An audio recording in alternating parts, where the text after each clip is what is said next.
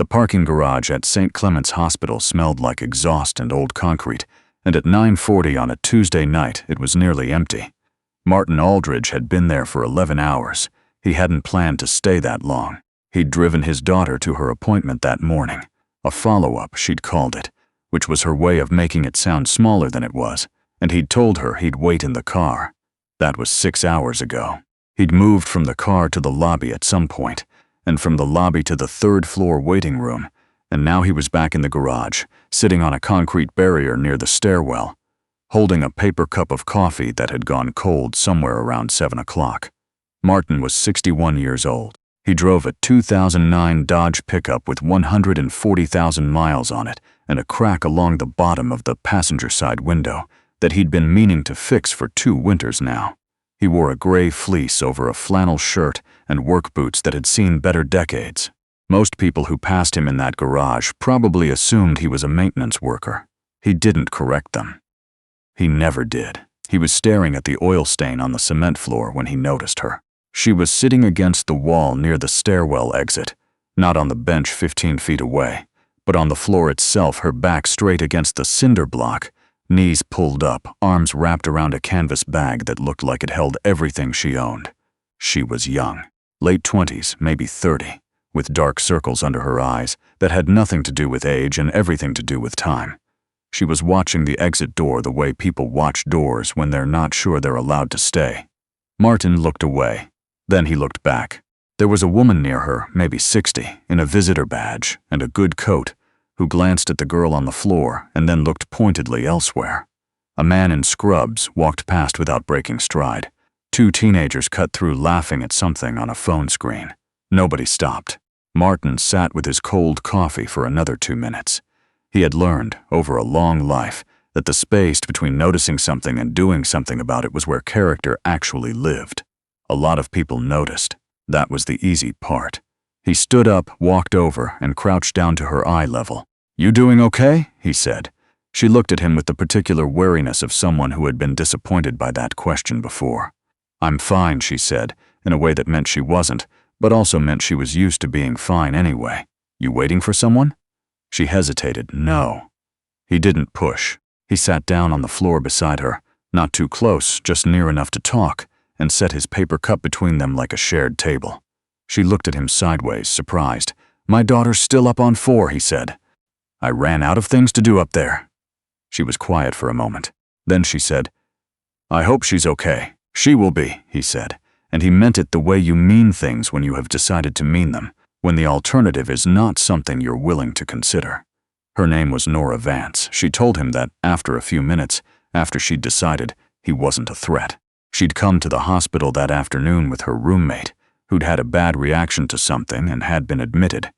And Nora had stayed because she'd thought she'd be needed and then found she wasn't. And by then it was late, and she'd missed the last bus to the part of town where she was staying, which she described only as a friend's place in the careful way people use when the arrangement is more complicated than the words suggest.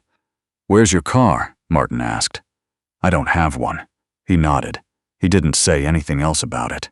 They sat in that garage for another 20 minutes, talking about small things. The vending machine on the 2nd floor that stole quarters, the particular misery of hospital waiting room chairs, a news story about a dog that had walked 200 miles to find its family, and whether that was heartwarming or disturbing or both. Nora laughed once, a real laugh, and then looked almost embarrassed by it, like she'd forgotten she was allowed to. At 10:23, Martin's phone buzzed. His daughter. They were releasing her. Paperwork would take 30 minutes. She'd meet him in the lobby. He stood up, brushed off his jeans, looked at Nora on the floor. "Where do you need to get to?" he said. She named a neighborhood on the east side, about 4 miles. "Bus doesn't run that way after 10, he said. "I know." She said it without self-pity, which somehow made it worse. Martin stood there. He was a man who had built several things in his life. A small manufacturing company that was no longer small, a reputation for being someone you could trust with difficult decisions, a relationship with his daughter that had survived things that would have ended most, and he had built all of it the same way, by making one careful decision at a time. He was not impulsive. He did not do things without thinking them through. He thought it through. He reached into his pocket and took out his keys. He held them out to her. Nora stared at them. "What is those?" "My truck," he said. "Gray Dodge, level 2, space 14. The heater takes a few minutes to kick on, but it does eventually." She looked up at him. "I can't take your truck. I'm not going anywhere tonight. My daughter lives 20 minutes from here. She'll drive me home. The truck will just sit." He paused. "Take it. Get where you're going. You can leave it back here tomorrow. Keys under the driver's side floor mat." "You don't know me," she said. "No," he agreed. "I don't. I could steal it. It's got 140,000 miles on it," he said. "You'd be doing me a favor on the insurance." She almost smiled. "Almost. Why?" she said. The word was so simple and so serious that it changed the air between them. Martin thought about that. He thought about the version of himself at 32, when everything had gone wrong at once. The business close to folding, his wife newly gone, his daughter 6 years old, and not understanding why her mother wasn't coming back. And about the woman at a gas station in Tempe, Arizona, who had seen him crying in his truck at 2 in the morning, and had knocked on his window and handed him a paper bag with a sandwich and a bottle of water and said, "I don't know what you're going through, but I figure you probably haven't eaten." He had never seen her again. He had never forgotten her. "Someone did something like this for me once," he said, "long time ago. Never got to pay them back, so I try to pay it forward when I can." Nora was quiet. She looked at the keys in his outstretched hand for a long moment. Then she took them. "I'll have it back by 8, she said. "No rush," he said. "I don't need it until noon." He walked toward the stairwell. He stopped with his hand on the door. "Floor mat on the driver's side," he said again. "Just so I know where to look." "Floor mat," she repeated. "Got it." He went upstairs. His daughter, Elaine, was waiting in the lobby with her coat half on, and the particular expression she wore when she was trying not to look as tired as she was.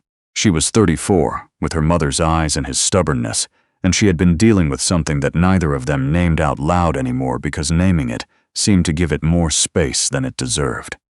"Sorry about the wait," she said. "Don't be," he said. "I was keeping myself entertained." She looked at him. She knew him well enough to know that meant something. "What did you do?" "Lent a young woman my truck." Elaine stopped walking. "You what?" "She needed to get somewhere." "Bus doesn't run that late, Dad." She was looking at him the way she'd been looking at him since she was about 15, which was with a mixture of exasperation and something that might have been admiration, though she would not have called it that. "You just gave a stranger your truck." "Lent," he said. "She's bringing it back tomorrow. What if she doesn't?" "Then she needed it more than I did," he said simply and started walking toward the exit. Elaine followed. She was quiet for a moment. Then, "You're impossible." "I know," he said. "You get it from me." She drove him home along the highway with the radio on low, and he watched the lights of the city go by and felt something he couldn't have named exactly. Not peace, not quite, but something in that neighborhood. The particular feeling of having done the thing that was harder and right, rather than the thing that was easier and safe. He went to bed at midnight. He did not sleep well. He was 61 years old, and he was not naive. He lay in the dark and thought about the truck, thought about Nora's face when she'd said, "You don't know me," thought about the version of events where this all went sideways. He had given thousands of dollars to causes and projects, and he had barely noticed those amounts leaving. This was different. This was his truck, his ordinary, rust-edged, cracked windshield truck, and it was in the hands of a woman he'd spoken to for 20 minutes in a hospital garage, and it was possible, genuinely possible, that it was gone. He decided to let that be possible. If it was, he would deal with it. You dealt with things. That was what you did. He was up by 6, made coffee, read through some reports he'd been putting off. At 7:40 his phone rang. "Unknown number." He answered. "Mr. Aldridge?" A woman's voice, careful, like she was choosing her words. "Speaking, this is Nora Vance. From the I know who you are," he said. "Is everything all right?" Yes, everything's fine. Your truck is back. Level 2, space 14, like you said. Keys are under the floor mat." She paused. "I wanted to call because I thought you might be worried." He hadn't told her that. He hadn't said anything about worrying. "I appreciate that," he said. There was a silence on the line that had some weight to it. "I wanted to say something else," Nora said. "I've been trying to figure out how to say it since last night, and I don't think I'm going to say it right, but—" She stopped, started again. "I've had a hard few months. I don't mean just last night, I mean, A lot of things went wrong in a short amount of time, and I've been operating in a way where I just assume that people are going to be indifferent. That's not a complaint. It's just what I've learned to expect. Martin sat down at his kitchen table. "And you gave me your keys," she said. "To a stranger, in a parking garage, at 10 o'clock at night. And the whole drive home I kept thinking about why someone would do that, and I couldn't figure it out except that maybe you're just—" She paused again. "Maybe you just still believe in people." And I had forgotten that there were people like that.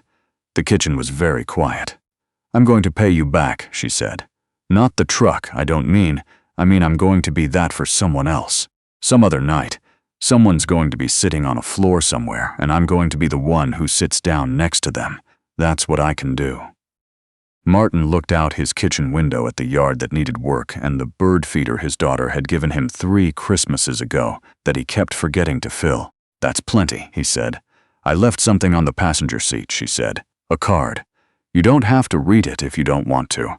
I didn't know what to say on paper either, but I tried." "I'll read it," he said. They said goodbye. He hung up. He drove to St. Clement's after noon like he'd planned. His truck was exactly where she'd said. Level 2, space 14. And it looked no different than it had the day before, which was to say it looked like a truck that had been well used and was still going. He unlocked it, climbed in, and sat for a moment in the familiar smell of old upholstery and the particular silence of a car that was just a car, with no drama attached to it. On the passenger seat was a card, one of those plain white ones with nothing on the front. He opened it.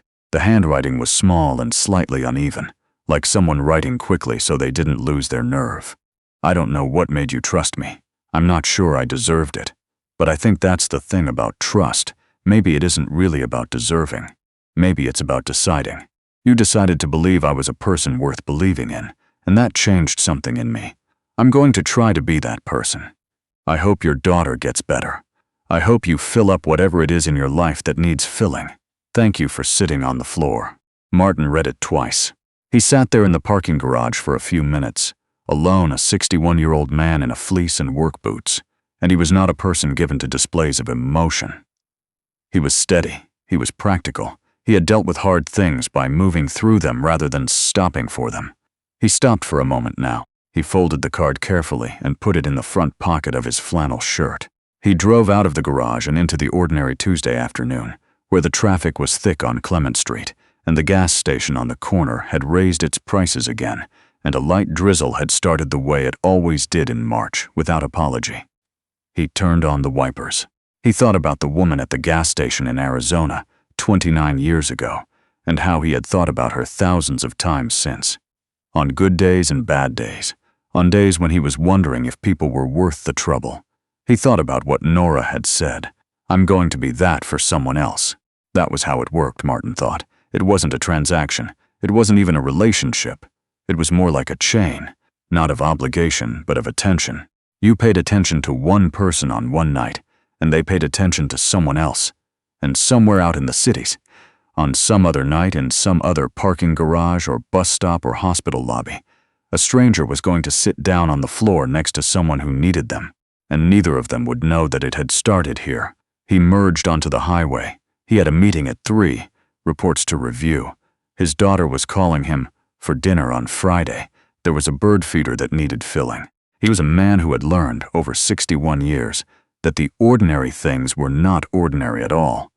That everything that mattered lived in the small decisions, the ones that seemed too minor to bother with, the ones that most people made quickly and forgot, the ones where you chose in some brief, unwitnessed moment who you were going to be. He turned up the radio. Some old song he half recognized. The drizzle turned to rain and he drove home.